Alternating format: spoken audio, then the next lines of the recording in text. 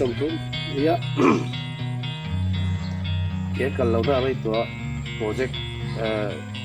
tuyến tàu sông ngõ sông bờ vuông lên mất rồi cái cầu đó là hồ lắm bằng cái đầu chú mà tốt theo ông thôi ạ cầu đó thì cái phải á thì quá quý chế đẹp lắm mà trên cái phải bốc à cầu đó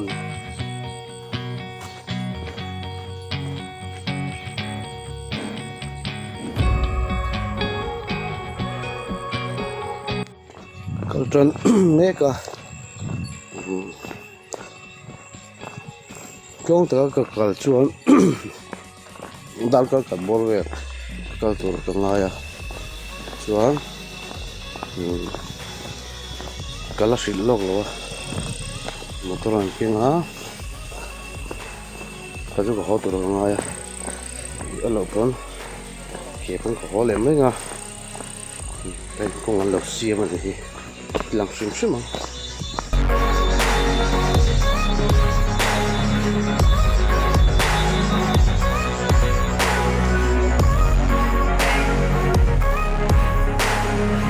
cái bị trở về là su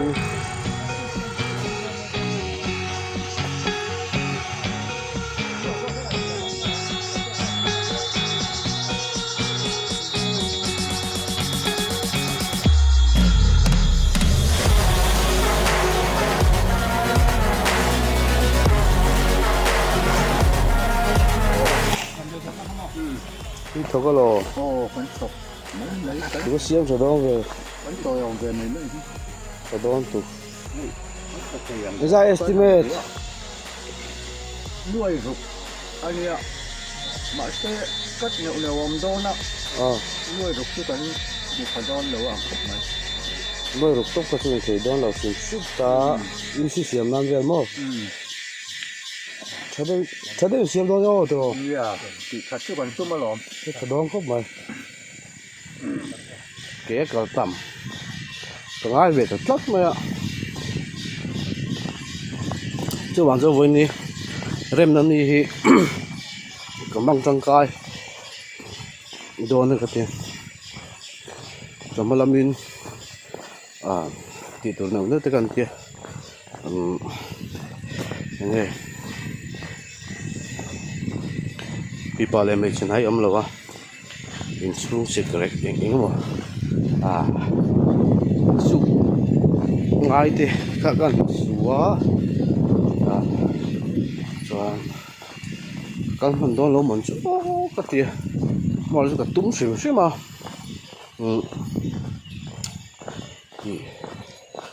cho rồi làm số mấy điện tết khát tiếng à mà chú vậy cái túm bé em mà cái ta xong hoa xong nị bố xong nị tính đó có tiền ha thì qua cái bể thế đó cả nó muốn chứ có sấy lắm mày không được chưa private tại mình là sao mày tên hết đấy uy tín mặc hey xin biết uy tín xin ron ở trong cái bộ này chú anh thấy chân chân nào anh em mà thiếu một nòng tủ tế lệ mi dâu nữa anh ông muốn lại cháu anh anh tin anh phăng mà tế vay mìm tiệc rừng tích ham tụi này hiện cần thắt sầu trần ta thỉnh lang mi để chuan chút tiền tên thì bằng trong ra mà phải bôi tụi lại cho anh ông muốn lại nè đang sấy đun này thì tình trạng tuy được không mà tiền gì thì thuốc làm bèo đón chứ ạ tôi nói ra tôi cần tôi muốn phần đón mấy cái này cái tật trăng hiếm cần destination tụi hiếu cái xoáy xuống ngắm ô cái mình ta sống thì cái cần tiền xin khá anh là anh ấy chưa là đình là kilometer som pani som pathum borwell ni tur ka nga ya chuan kan market entai la ngo hi la thadep de ban hi ngai mo chu ranung sam te thing tlang lai fi anuam da min nge thing tlang lai nom na chu tu nang hun chau hi anuam em i cái lo ma tiếng về khan hun te kan mang về thing kha ni i nuam ka ti em chu lâu cái thấu nó sắp về mà na metric kha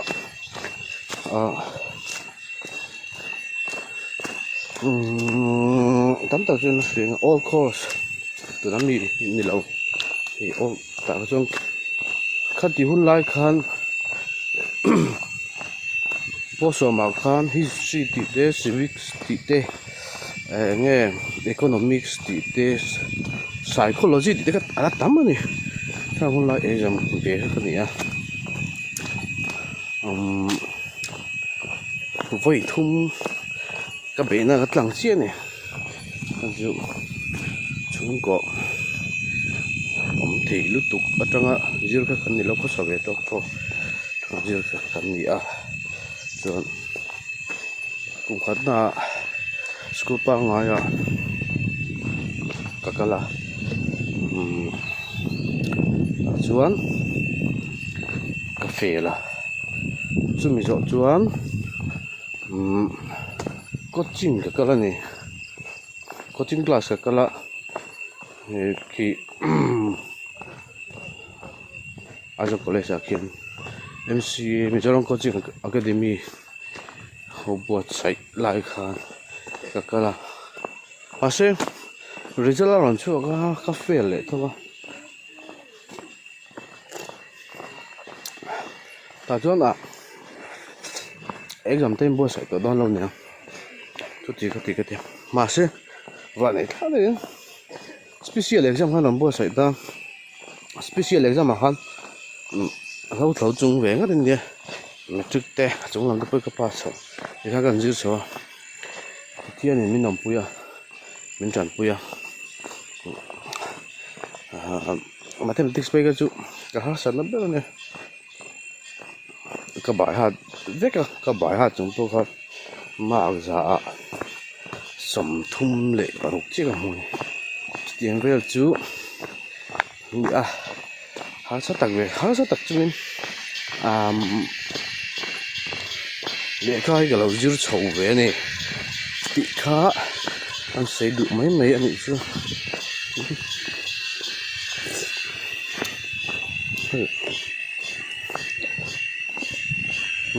chính cái cành má khăn rồi xuống mấy tổ khăn một cái mà sẽ là số ton luôn đi thì hiện thì cái in rồi cả bảy mấy là viên thì lại về là bảy mấy lẩu hiến ạc thầm mấy ngà chuan bảy tuổi ôm đánh tiệc khá vậy đón người vào lọ bom tăng khá lấy những tấm tập để xem thế thì cái phải được chứ ôi mình sẽ cần có chặt phút mày Jun than ya hey chu ngir kling ram te cái ajo dollar em te tắm mày sa khá lâu ram lên han luôn chỉnh lên lại đón mình cái là thỉnh ăn mù hí thì ăn luôn này tí lúc tục luôn mà sẽ thì ăn luôn hẳn rạ mụ tụt tới bơi vang to khóc anh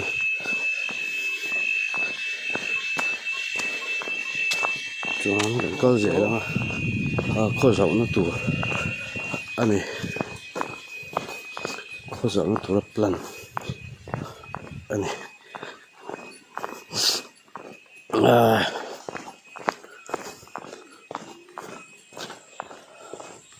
so con tên lại in sẽ đó mình nữa in tỷ lệ lại rồi đúng mày à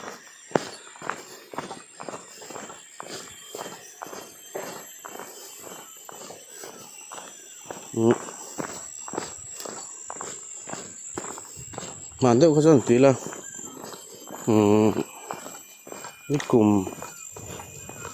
ni cùng mất sạc khá ni cái gì off-road là ni nom cái gì car in cái là nó off-road à hemi con thua hiện cái tang vậy cả bear cop mà ya hiện vậy nhá off-road là xem phim ni nom cái gì vốn bồi hiện làm cho cái chắc wow bài cái mỏ four wheeler mà two wheeler mà four wheeler pun off road cho cái chắc view mà rồi chú cái hiện cái khát tọt tụ cái chú cái project này car bula trăng khan cái project đó xem xem một thiên giao cái đam chuan rồi ni sắm thun ni ngàn đi hi holiday ni à chuan project cái này một thiên giao cái đam chuan cái tia mà rồi đồ anh cái tiếng mà cái chuột mà thấy là chẳng chú thì tụi nếu có xoay tổng hơn thì tụi nếu có nếu vàng in chuột mà thấy là xong phần ní bor về ra nó chuột anh cái microphone thì man dao được ạ bên cái lưỡi thì để khép mà ở bên sinh được mấy cái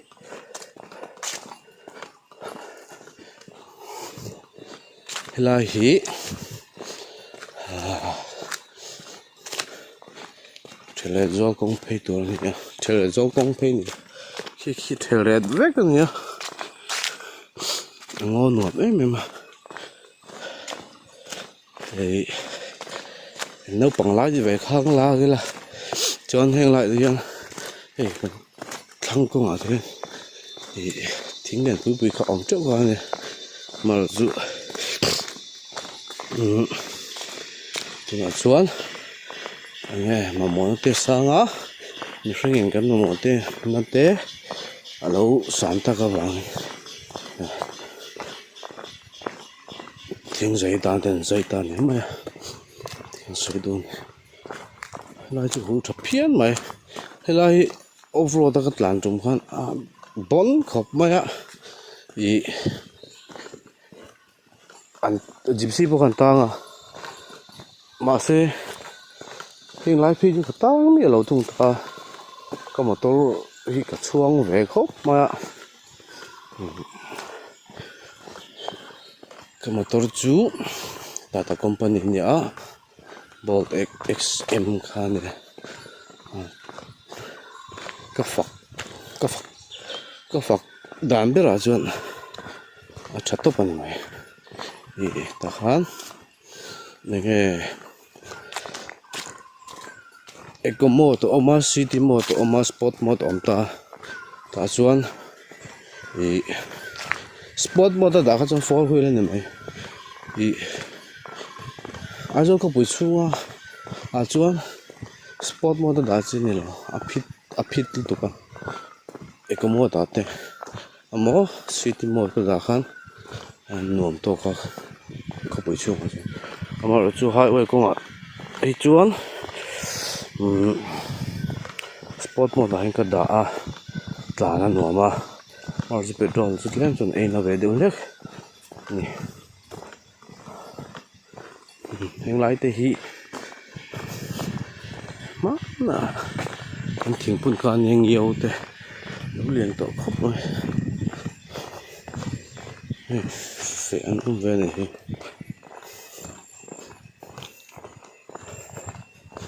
hai cái trụ lấu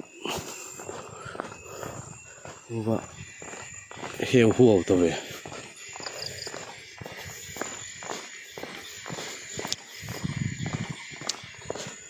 km nhịp bao về cal tua chuan chọn lắm cal chặt chặt mấy cái nó lên top khá cái đủ biết là sẵn lạc tầm cái đủ biết rồi anh cũng biết như thế riêng cái ấy mẹ là ai thế cũng anh đi à ra dấu to nhiều thế là gì quay ba cái này thì việc khác là khối đủ cái này là cái xiêm khăn này cái là khí anh nghe mình cần phun chấu vết ta chọn ra cái là hết rồi chứ là kỹ là chọn thằng thằng thế cái next generation ta chọn kỹ là khian atla khian in kan la sanga ta chọn bus leng turin on yang tin pulal so kan ne lại kan te char cha mai ni hu na te ho ne hei thì alo liền ta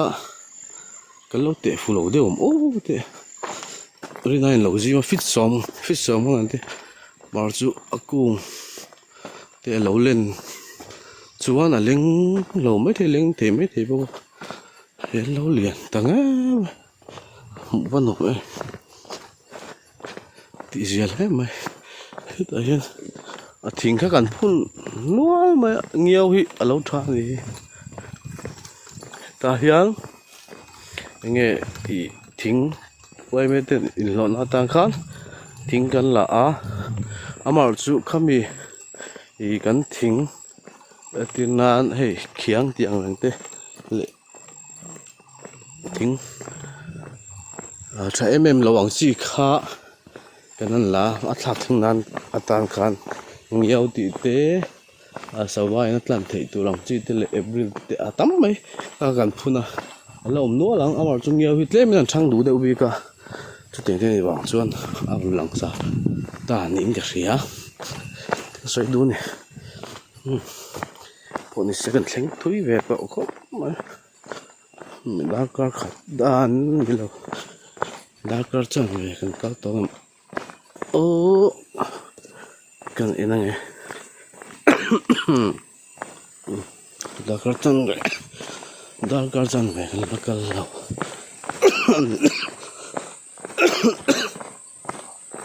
sốt cái tạc cần lâu hả con bùi chặt chắc là cái lòng hết đi ạ con in á tí là mất cái chú em chúng ta làm bò em thì sẽ bằng xuống nên còn nghe chúng ta trong các close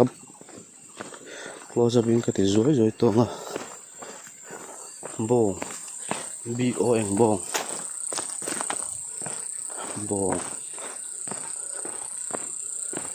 bò bu bong nghe thì bu thế tiếng từ bụi cung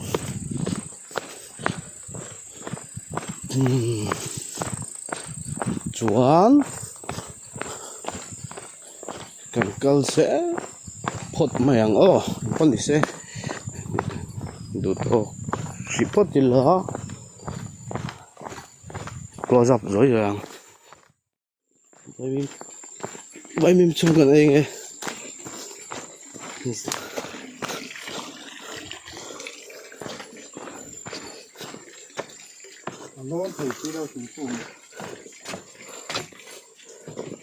hi sẽ thu mi hi bading kami sẽ thu vậy mình vẫn ở về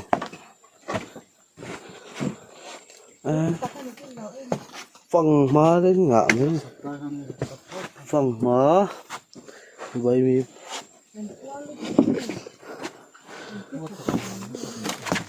mình vẫn đi nghe có ý ngắm mắt của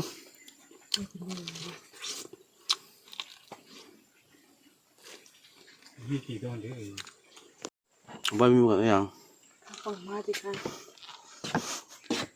Nakawala to. Mai bal lai ra. Ya no. Hang tu ya. Tiếng bụi sen hang in nè. Tôi chẳng thấy đúng nào đấy này. Còn mai thì phải Bạn hỉ bao cái lắm rồi. Ôi, tết nên bạn nhỉ có công khát ăn có nhỉ lộc ha. Đi Paris về có công khát ăn anh em à. Chúng đằng thế xem cho cái ấy cho bạn. Vậy mình.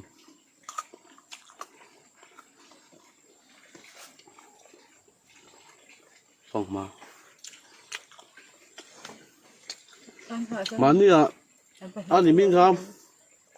Tiền thì sống ăn thì. Mà ra đó. Tôi nên cần về à. nói giờ rin mà Ồ, bạc sống ăn đi. Anh đã tắm nước tục nào. Tiền phong mai cho túi sống phim. Lâu phong mát dân dữ lộn. Mình dâu thả qua lại. Chú bác anh hàng lấy cái nghe. Hàng đấy. Ý. đầm đôi rất trộn để trộn Hắn phá trả lại hết mà. đấy khá trộn với chỗ khá này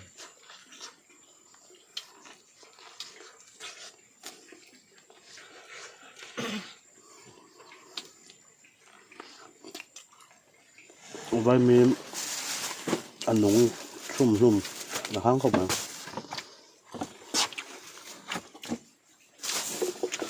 Cái lẽ chắc là cái đó.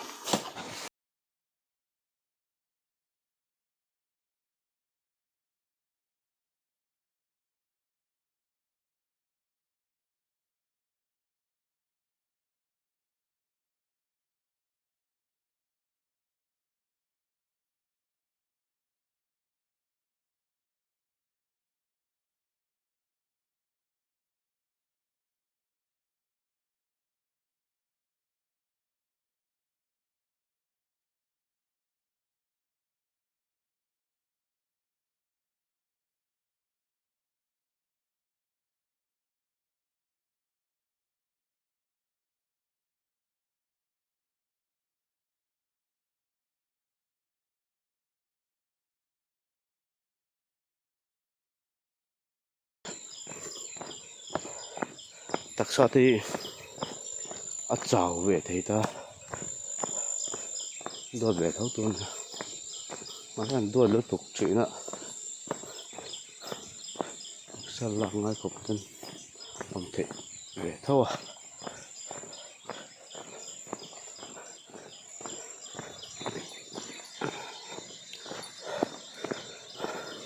rồi muốn cọc là cầm tôi bây giờ cặp đấy nó cầm bé cái đặt rồi có chọn tôm nó muốn tủ là chuan tùy ở đây cũng không tầm này ha khen tùy tụi em về phần nuông em với run sầm thum rem năn đi chứ cả măng trái em đặc sa fit phá bốc xì thằng nó bốc xì project cái lâu project kia kal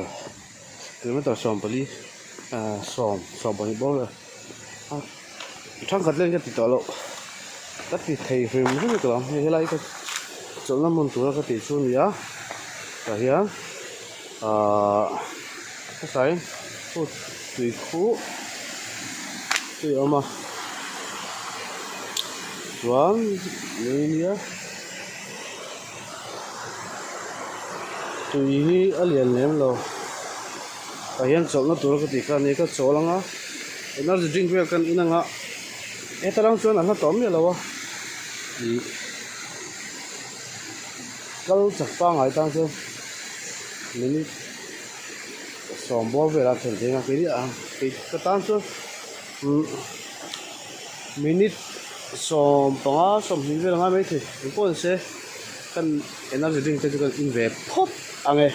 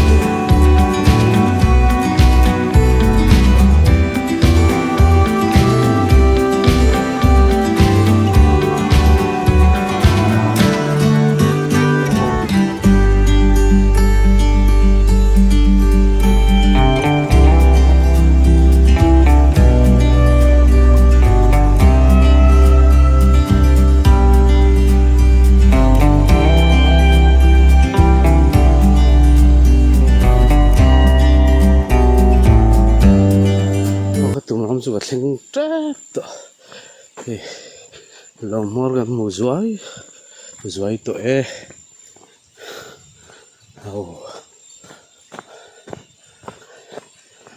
han kal rei treng kal mikina mi ingat kang e có một xe chua lệnh mới này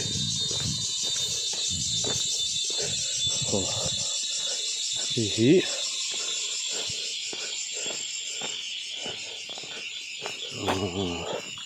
cái nào từ đấy cái gì cũng sang có bây giờ thì lâu nhỉ chuan đừng út rồi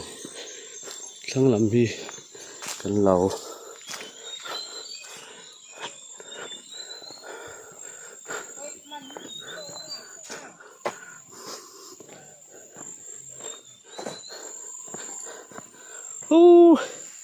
thình ta kê char được không cả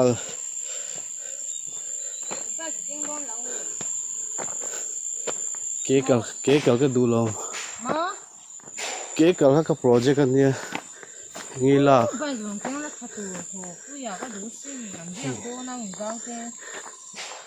tiếng nghe tiếng nghe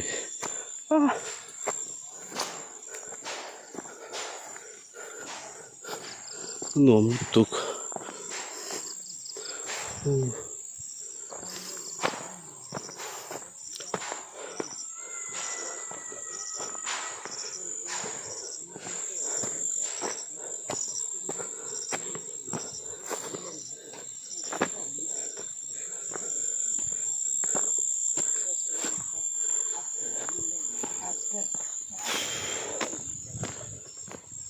drama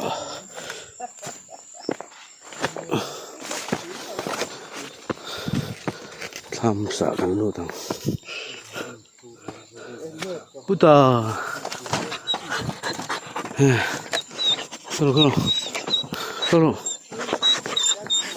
không à ấy xin đi lâu ấy bọc lỗ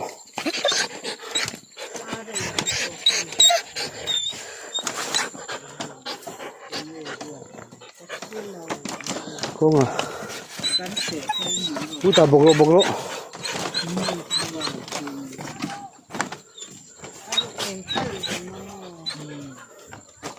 Zil te tem zil.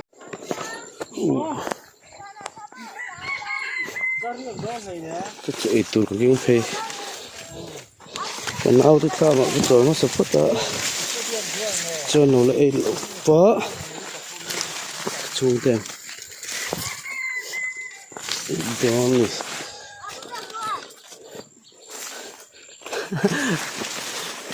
mình hay à không anh cả đồ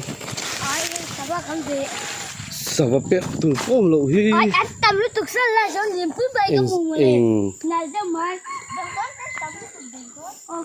em biết là tôi em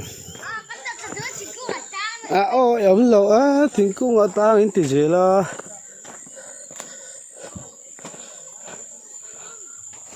thấy cái lầu su này nửa mà nia hôm tây nửa mà nia thấy cái ra mà nia tụi này hiá alu hin lên này thinh dấu lầu á thấy in ngã in cấn này á chụp một cái lần này dấu lầu á bây mình đi sang khắp mấy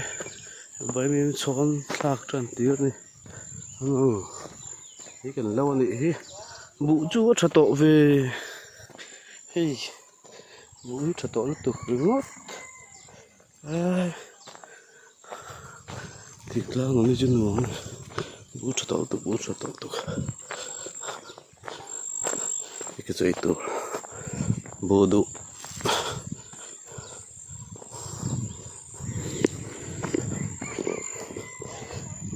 bobot to khóc vậy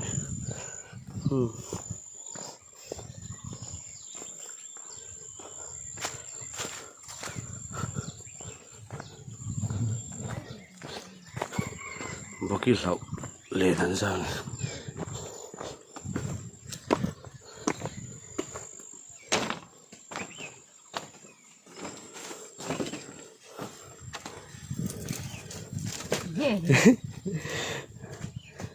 hết ta lo mình chơi tù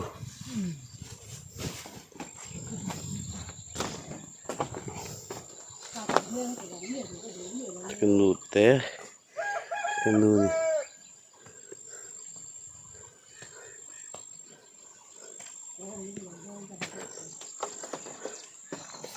bố hi vắt chặt tôi em về à hôn rau này